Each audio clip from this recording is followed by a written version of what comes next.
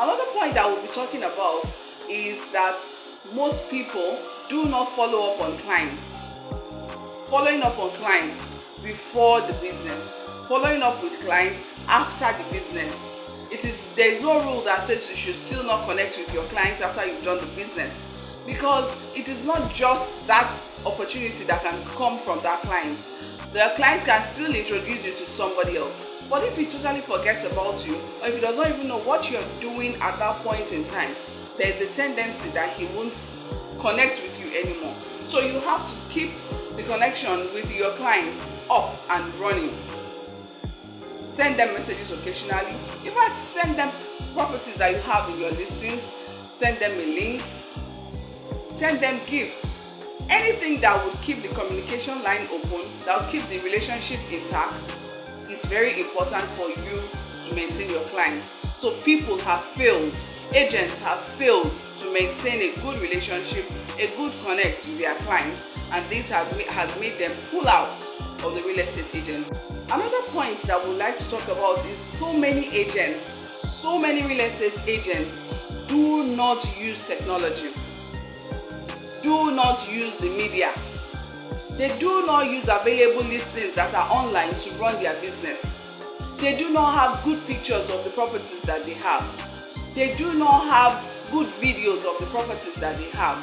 And at the end of the day, they complain that the business has failed. Why will it not fail? This generation we are talking about, like so many people call it, the Generation Z, and everybody's trying to do things like them. Even a 60-year-old lady would want to put up pictures that make them look young, because they want to keep up with what is going on. And so you have to apply it in your business. So you have to use the modern technology that is existing to promote your business, to promote what you do, to promote your listings, even to promote yourself. So if your status picture shows you looking haggard, I'm sure even you will not want to do business with somebody that looks haggard. If you are sending a message to a client, you're always using your text messages, and if your client calls you and says, okay, send me the message on WhatsApp, or send me the video on WhatsApp, do you have an Instagram page, or are your videos on YouTube? And you say, no, I'm not that compliant, I don't know how to do those things. Please, as agents, so many have failed because of this, and don't be a failure because of that. Another point that I'll be talking about again is that so many do not make use of listing platforms. That is our point number 6. So many do not make use of listing platforms.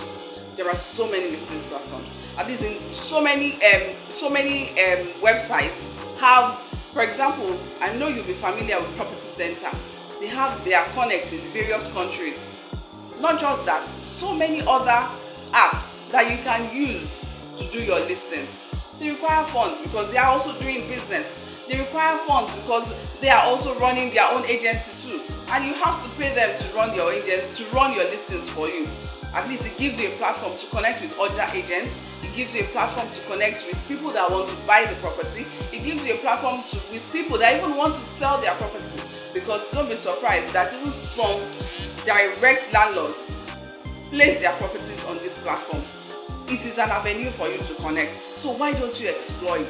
Explore the opportunities that you have. Or is it within your locality, there is a group of agents that work together? Why not add yourself up to the group? Why not join those bodies?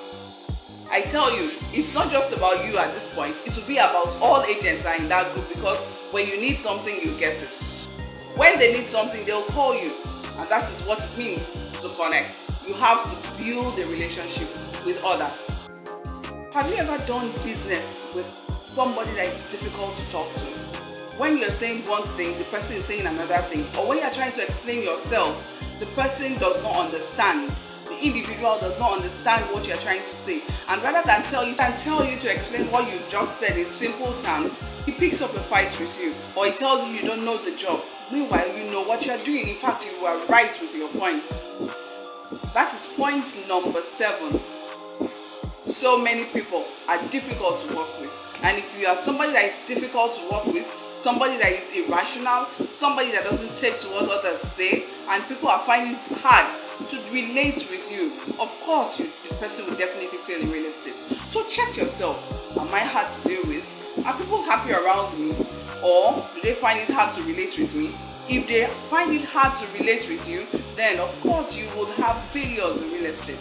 But I don't want you to have failures.